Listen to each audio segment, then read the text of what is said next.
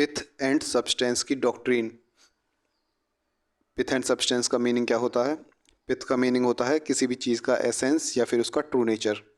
Substance का meaning होता है किसी भी चीज़ का मोस्ट इम्पॉर्टेंट पार्ट, उसका सबसे ज़रूरी पार्ट। पिथ एंड सब्सटेंस का मीनिंग हुआ किसी भी चीज़ का ट्रू नेचर, उसका करेक्टर, या फिर हम कहें किसी भी लॉ का मेन सब्जेक्ट मैटर।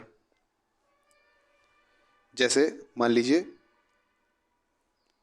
यदि सेंटर कोई लॉ बनाती है तो देखा ये जाएगा वह लॉ किस सब्जेक्ट से डील करता है, उस लॉ का मेन सब्जेक्ट मैटर क्या है।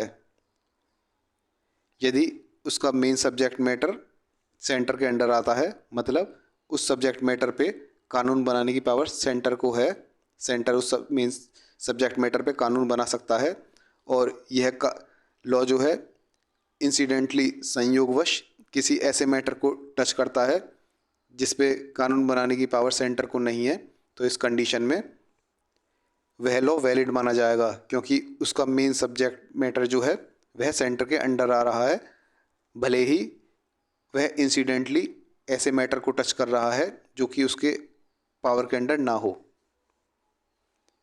एग्जाम्पल के थ्रू समझते हैं। जैसे हेल्थ सब्जेक्ट जो है वह स्टेट के अंडर आता है, केवल स्टेट ही हेल्थ सब्जेक्ट के ऊपर लॉ बना सकती है, कानून बना सकती है, सेंटर हेल्थ सब्जेक्ट के ऊपर कानून नहीं बना सकती। मान लीजिए सेंटर मेडिकल सब्जेक्ट पे कोई कानून बनाती है, मेडिकल सब्जेक्ट जैसे मेडिकल प्रोफेशन, डॉक्टर्स वगैरह, मेडिकल एजुकेशन, ऐसे सब्जेक्ट पे सेंटर कानून बनाती है। मेडिकल सब्जेक्ट पे कानून बनाने की पावर सेंटर को होती है, और यह कानून जो है इंसिडेंटली हेल्थ सब्जेक्ट को टच करता है, संयोगवश हेल्थ सब्जेक्ट को टच करता है।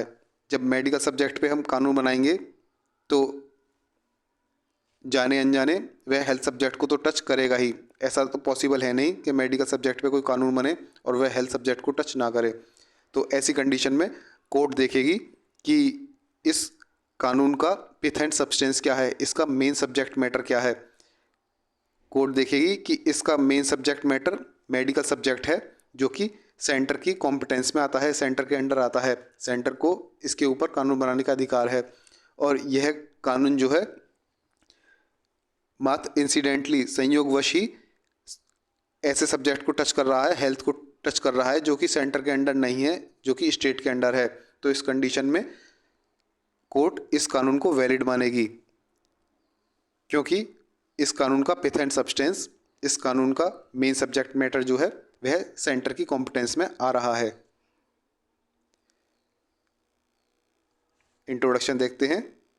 जनरली क्या होता है, पार्लियामेंट और स्टेट लेजिस्लेचर जो होते हैं वे अपनी अपनी लिस्ट से स्टिक रहते हैं। मतलब कि जैसे पार्लियामेंट की यूनियन लिस्ट होती है, यूनियन लिस्ट में जो जो सब्जेक्ट्स होते हैं पार्लियामेंट उन पे कानून बना सकती है, और स्टेट लिस्ट में जो जो सब्जेक्ट्स होते हैं उन पे कानून बनाने की पावर स्टेट को होती है। और एक कॉन्करेंट लिस्ट होती है, कॉन्करेंट लिस्ट में जो जो सब्जेक्ट्स होते हैं उन पे पावर, कानून बनाने की पावर दोनों को होती है। तो सभी अपनी अपनी लिस्ट पे कानून बनाते हैं, कोई भी एक दूसरे के ऊपर एंक्रोच नहीं करता, एक दूसरे की लिस्ट में एंक्रोच नहीं करता, अतिक्रमण नहीं करता। और यदि वह एंक्रोच करते हैं तो जुडिशरी ऐसे कानून को इनवैलिड घोषित कर देती है। लेकिन इनवैलिड घोषित करने से पहले वह पिथ एंड सब्सटेंस की डॉक्ट्रिन को अप्लाई करती है। वह देखती है कि सब्जेक्ट मैटर जिसके ऊपर कानून बना है वह उस लेजिस्लेचर, पार्लियामेंट या फिर स्टेट लेजिस्लेचर उसकी कॉम्पिटेंस में आता है या नहीं आता। और यदि वह कानून मात्र इंसिडेंटली संयोगवश ही किसी ऐसे मैटर को टच कर रहा है जो कि उसके कॉम्पिटेंस में नहीं है, तो ऐसे कंडीशन में वह उस कानून को वैलिड घोषित करेगी। वह देखती है, जैसे हमने ऊपर देखा, मेडिकल सब्जेक्ट जो है, जो इस मेडिकल बिल का मेन सब्जेक्ट मैटर जो है, जो इस कानून का पिथ एंड सब्सटेंस है, वह सेंटर की कॉम्पिटेंस में आ रहा है, और यह बिल मात्र इंसिडेंटली संयोगवश ही हेल्थ सब्जेक्ट को टच कर रहा था। तो ऐसे कंडीशन में कोर्ट ने इस कानून को वैलिड माना। एग्जाम्पल हमने ऊपर देख ही लिया। हेल्थ जो है स्टेट सब्जेक्ट है जिस पे कानून बनाने का अधिकार मात्र स्टेट को है, स्टेट लेजिस्लेचर को है। पार्लियामेंट कोई मेडिकल बिल लाती है तो स्टेट यदि उसको इस ग्राउंड पे अपोज करे कि सेंटर हमारे क्षेत्राधिकार को एंक्रोच कर रहा है, तो इस कंडीशन में कोर्ट देखेगी उस बिल का ट्रू नेचर और सब्सटेंस, उसका पिथ एंड सब्सटेंस। और यदि वह पाती है उसका मेन सब्जेक्ट जो है वह पार्लियामेंट की पावर के अंडर आता है, if the main subject matter of the law is with in the competence of parliament and it has only incidentally touch the subject health, तो उसने मात्र संयोगवश ही इंसिडेंटली ही हेल्थ सब्जेक्ट को टच किया है जो कि पार्लियामेंट की कॉम्पिटेंस में नहीं था, इस कंडीशन में कोर्ट ने उस लॉ को वैलिड माना। थोड़ा और डिटेल में देख लेते हैं। इंडिया में जो है कानून बनाने की, लॉ बनाने की पावर लेजिस्लेचर के पास होती है।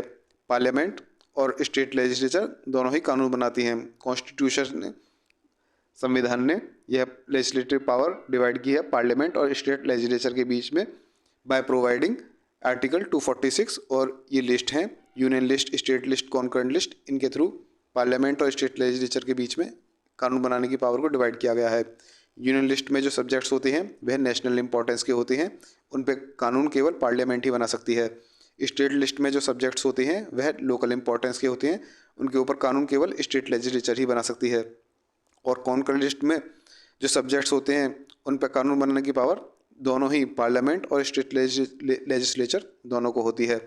लेकिन यदि कॉन्फ्लिक्ट हो जाता है किसी एक सब्जेक्ट पे, सेंटर और स्टेट दोनों ही कानून बनाते हैं और वह दोनों कानून आपस में कॉन्फ्लिक्ट करते हैं, इस कंडीशन में सेंटर द्वारा बनाया हुआ कानून प्रिवेल करेगा, माना जाएगा। तो एक तरह से हम कहें बोथ स्टेट और पार्लियामेंट जो है वह अपने अपने स्फेयर में सुप्रीम है, दोनों ही अपने इलाके में शेर हैं। पार्लियामेंट किसी स्टेट सब्जेक्ट्स पे कानून नहीं बना सकता और स्टेट लेजिस्लेचर्स किसी सेंट्रल सब्जेक्ट पे कानून नहीं बना सकते। There should be no infringement either by the parliament or by the state legislatures.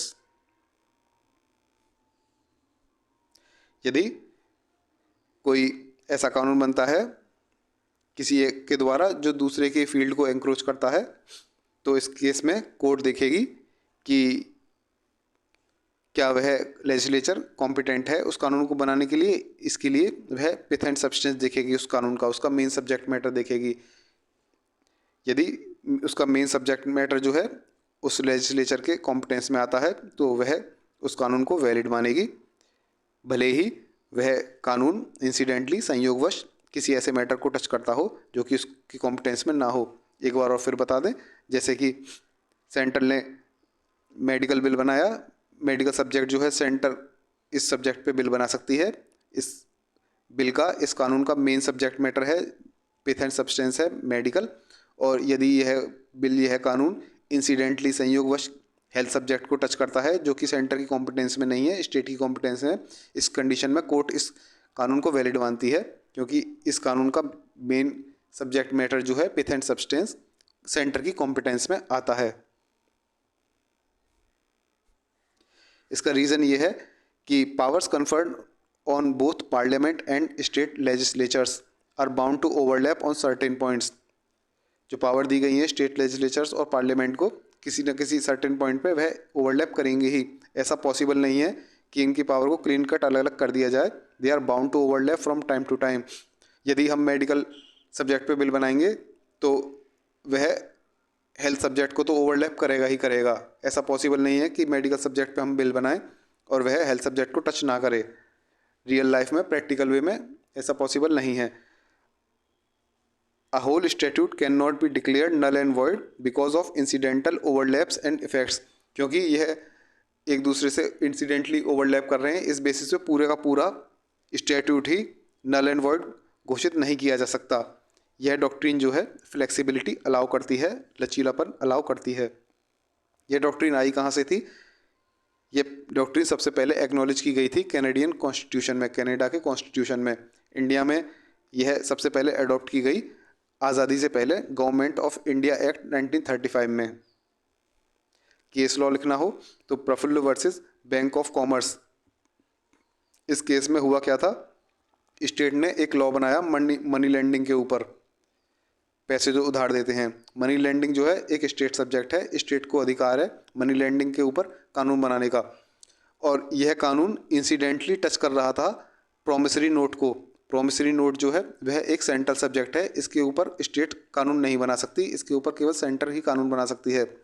तो कोर्ट ने देखा ये जो कानून बनाया स्टेट ने मनी लेंडिंग के ऊपर, इसका मेन सब्जेक्ट मैटर क्या है? इसका मेन सब्जेक्ट मैटर, इसका pith and substance money lending है, जो कि स्टेट की कॉम्पिटेंस में आता है, और ये केवल इंसिडेंटली संयोगवश ही प्रॉमिसरी नोट को टच कर रहा है। तो केवल इस बेसिस पे कि यह प्रॉमिसरी नोट को इंसिडेंटली टच कर रहा है, इस बेसिस पे इस कानून को अवैध घोषित नहीं किया जाएगा, इसको वैलिड माना जाएगा। SC held that state law dealing with money lending a state subject is not invalid merely because it incidentally affects promissory notes which is a central subject। यह हो गया आपका पिथ एंड सब्सटेंस।